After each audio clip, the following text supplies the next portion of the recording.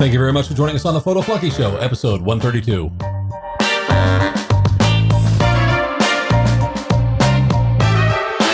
Today's topic, we're going to be talking about how to shoot a portrait session in a challenging environment.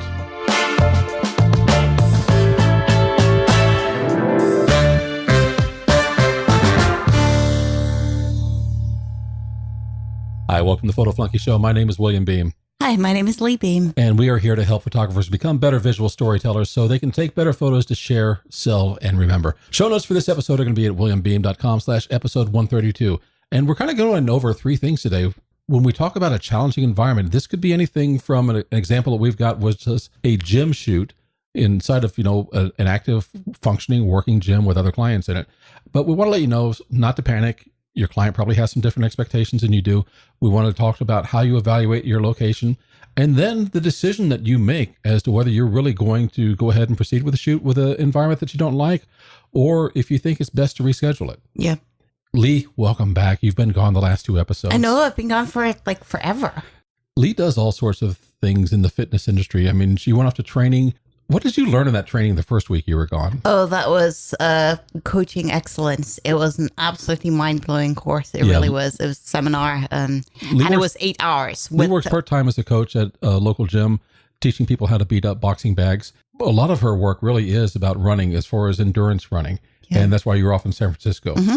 We went out there for the marathon. The expo and all the other stuff that we were and before the marathon, you decided to go run uphill. Yes. And the hills never ended. They really didn't. They just actually the ups were fine. I do a lot of strength training and I was okay going up. Yeah, coming down, I do not like going down hills. And as fascinating as that is, it's not why we're here today. No, it's not. I'm so happy that you're back. Nothing to do with running. All right, so here's the setup as to why we came up with this topic is one of Lee's friends who also works with her in the fitness industry is a bodybuilder, and she really wanted to get some gym photos, basically photos of her in the gym doing workouts and exercises. And we said, okay, we'll be happy to shoot this for you. Mm-hmm. And she picked the gym. She sent us some photos ahead of time so we could kind of take a look. And I'm looking at it, I'm thinking, well, okay, I can work with this. Yeah. We show up at the gym and I'm thinking, oh my, this is even worse than I anticipated. Yeah. Well. And that was kind of what happened. And this doesn't have to be at a gym. Gyms are notorious for this because there are mirrors on the walls. There's machines everywhere. And in this case, the gym was open. So other people are walking in and out of the background. It was quiet, but there were enough other people. And you know what it's like in gyms. This is, you get different kinds of gyms. This is the kind of gym where people are there to be seen. And yeah, when they see cameras, I guess they sort of want to get in the way. Yeah, we were definitely photobombed on purpose. I mean, there were people, we were setting up by some machines for our client. I say client, this was not a paid gig. This was helping out a friend. But when I go on a shoot like this, I'm treating the person I'm photographing as a client. Mm-hmm. And that's just the way I am. I figure if I take a professional attitude, they'll be happy and they'll refer more people to me so I can get some other stuff. And this fits in with the goal that I have of I want to build a portfolio of athletes. Mm-hmm. And so this is really where it had already started, but this was like another opportunity to kind of build on that. Yes. So that's why we agreed for this. And it was an interesting shoot. Our model was wonderful. She's fantastic.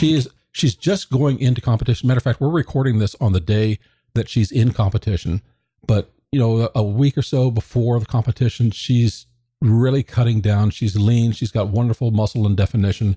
And she was just a fun person too. She was a joy to work with. I know, she's hilarious. Yeah, I mean, anything we wanted to try and work on, even if we had to repeat it a few times, she was perfect and happy to work with that. So we had no complaints whatsoever with our model. She was the reason we were there, and we were very happy. And I'm happy that she saw the results. She says, I would love to shoot again. What can we do?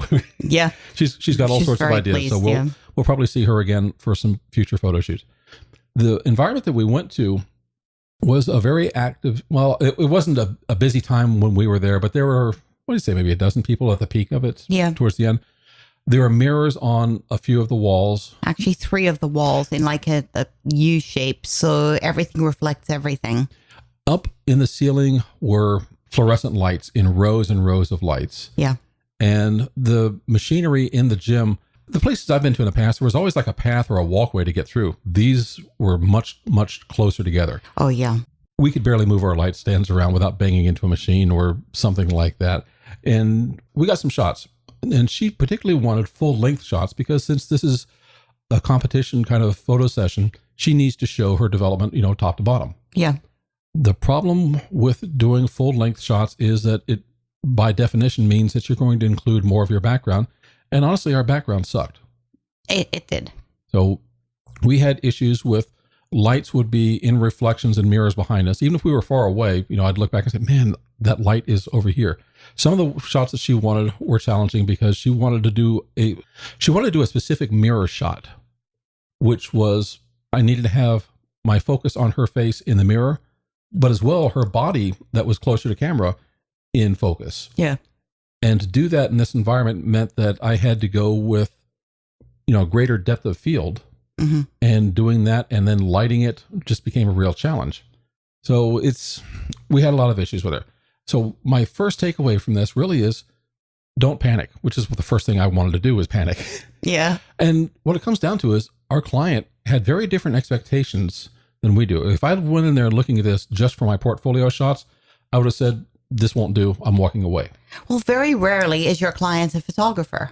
Yes. When you're taking photos, the person being photographed is looking at themselves. That is all they're looking at in the photo. They want to see how they look. They're looking to make sure their flaws don't show. They're looking to make sure that it's a good representation of their best side. They are almost oblivious to the stuff in the background. They're not trained in composition. They're not trained in, clutter in the background. As far as she was concerned, and this is normal, we're shooting in a gym because I want gym shots. So there's going to be like gym stuff. There's going to be mirrors. That she expected everything in a gym to be in the photos because that's where she is. You were looking at it with a completely different perspective from a photographer and saying, I don't want clutter in the background. I don't want any distractions from my subject. Well, that's a little bit different. On a previous episode, back on episode 130, you're absolutely right that when we first started talking about this, that was what I had in mind. Mm-hmm. I had portraits in mind. And in episode 130, I talked about how I prepare for a portrait session. And in talking with her and sharing some notes and looking at what she shared about the gym, I realized this is not going to be the kind of portrait session that I had in mind. Yeah. And we still proceeded anyways, because this is what she needed. Mm-hmm. So I thought, okay, is this going to build my portfolio? No, it's really not. But it is going to build my relationship with someone who can help me build my portfolio she's later. Very connected. Oh, she's extremely connected and she's beautiful. She wants to do more shoots. She can recommend me to other people to do shoots. And there are other locations where we can shoot. So I did not walk away from this shoot because even though it didn't suit my needs for a portfolio at that moment, it did serve me for the future and it served her for the moment as well. Yeah. So that's why I didn't panic. She wanted to have the gym environment in there. That was specifically her requirement. Yeah. And so we wanted to work with that. The next step really was that we wanted to take our time and evaluate the location. We were looking at what is the equipment that's there? What are the shots that she wants to get? And how can we best do this with what the resources we have at hand? Well, given that it was operating at the time that we went in, although it wasn't busy, we also had to identify the places that she wanted to be in the gym so that we could be mindful of the other people who had paid members who were there to get their workout. So there were a few times where we went and spoke to people to make sure that we weren't encroaching on their little circuit or wherever they were going next. And that was very important because we're not there, even though we had permission from the owner to be there, we're not there to interfere with anybody who's a paying customer of the place. We're not. And also the owner was very gracious to give us permission. He made sure the staff were expecting us and they were very supportive and helpful. So you kind of don't want to mess up things with his clients because if they complain, we wouldn't be welcome back there again. Also, it's just, well, decent people. Yeah. Decent people are not inconsiderate. So it was a blend of everything. Even though it was frustrating in the situation, the people weren't being jerks. It was just not at all. But we did notice that a couple of them probably came up to photobomb us. Oh yeah, because as we said, people were there to be seen. That's why they've got mirrors on the wall. And oh man, you should have heard some of the groaning going on. It was just a shame we weren't doing video. but that aside, we went over there. We evaluated different stations where she could do her shots. She had different wardrobe. What did she go about 3 changes? I think she had 3 changes. Yeah. And we did a number of shots, with some dumbbells. We did some with some machines, and she had different looks and also different aspects of her body that she's worked out on that she wanted to highlight. Yeah. So we looked for those. The most difficult one I had was where she wanted that shot with a mirror and she wanted it full length. because, man, it was hard to find a place to put in to put my lights where they didn't show up because we were cross lighting her. And that particular station, I had a beauty dish top down above her lighting it, and then on either side I had gridded soft boxes, and we tried to block out some of the soft boxes, and actually we got the top light and one of the gridded soft boxes on one side blocked out, but the other one, no matter where we looked at it and put it, it was going to be in the shot with the angle that she was looking for. She had given us, when we were talking about preparing, back on episode 130, she'd given us shots of other people. She says, I want this shot.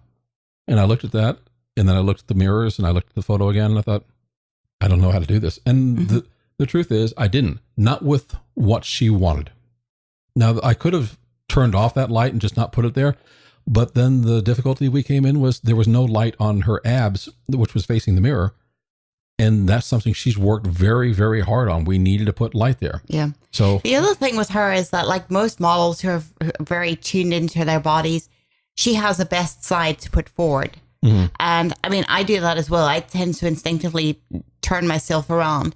When you cannot move your stuff and you're in a little corner and you want something specific, sometimes it's not possible to do that. So that can also be a challenge. But there's something else that I wanted to bring up, and I kind of talked about this with point number one, that your client has different expectations than you do. She didn't care about the lights. No, she really didn't. She did not care about that at all. She looked at the way she looked in those photos, and she was very pleased with the results that we delivered to her. As a matter of fact, we delivered her 23 finished photos, and she was stunned. She's used to paying people and only getting, 3 photos, perhaps? 3 or 4 photos. She says usually she whittles down from 10. Well, we did this for a friend, so perhaps maybe we did do more than what we would do if we were in this as a paid gig. But I haven't really taken the time to do that because I don't really work with clients on I'm charging you for a fee. That may change in the future. We did more because she was willing to put in the time. She was not rushing and saying, I got to go. She was, and I mean, she needed to eat. She hadn't eaten all day. But she was willing to put in the time. She was willing to put in the time. She said, we are here and we will work until everyone is happy. Some people cannot or do not want to do that. So she did get a lot of photos because she was willing to stick around. I think what she was saying is that she might have shot that long with other photographers and they wouldn't give her the option to take more. So I think what was happening was even if they'd shot a lot, they'd say, well, these are my favorites out of them. And then you pick from this and I'll give you 3 of them because it takes them time to retouch and maybe based on whatever their fee was. That was the impression that I got anyways. Yeah. Since I wasn't worried about a fee and you were gone for a week, I had time to retouch photos. He has time when I'm gone. The nice part is everybody was able to commit to what we needed to do. Her as the subject, Lee and I doing the photography and the lighting and setting up the environment and also making sure that we were staying out of the way of everybody else. It was fun. I had a really good time with it. I'm looking forward to doing more photo shoots.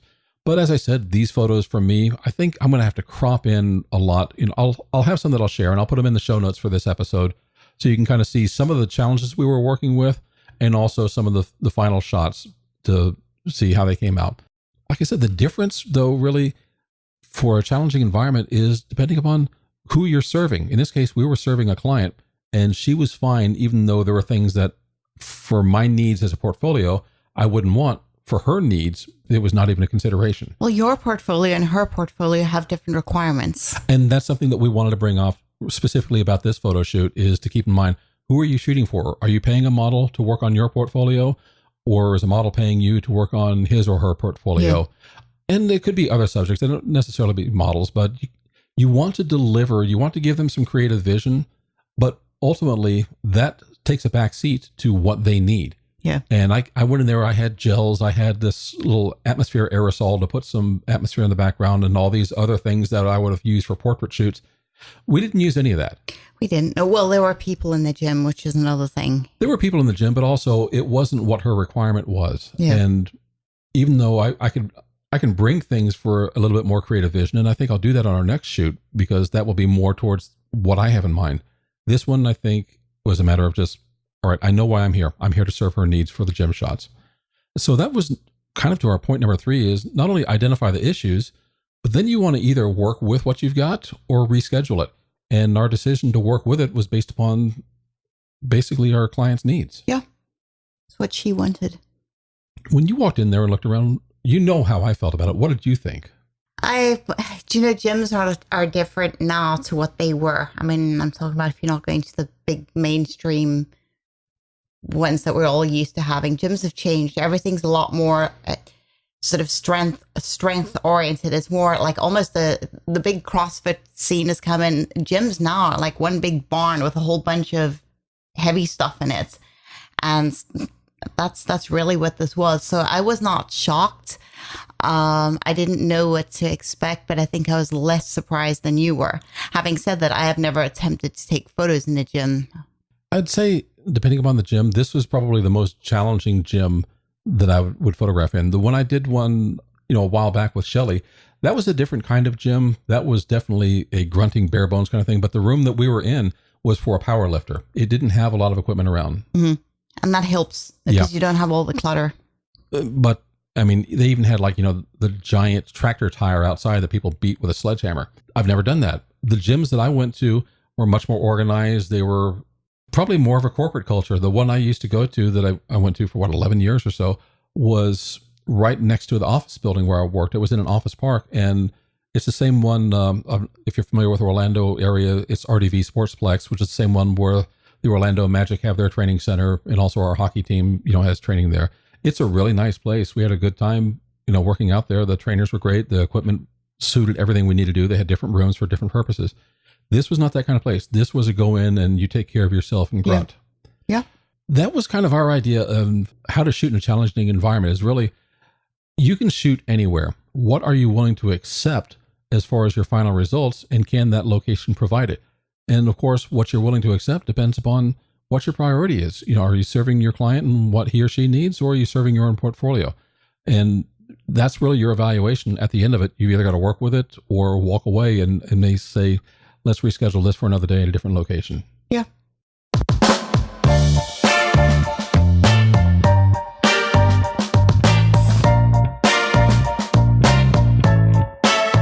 Hey, thank you very much for joining us this week on the Photo Flunky Show, episode 132.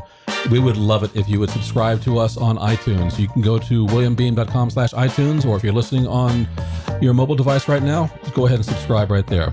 There are also links to subscribe at photoflunky.com for Google Play, Stitcher, and Blueberry. Finally, again, show notes are going to be available at williambeam.com/episode 132. Hey, if you're a Lightroom user and you're doing portraits, I've got a set of free Lightroom Classic portrait brushes. Just go to williambeam.com/free brushes, and that will help you enhance light and dark skin, teeth, eyes of different colors, and just a few little things to make some nice little enhancements. We'll talk to you again next week.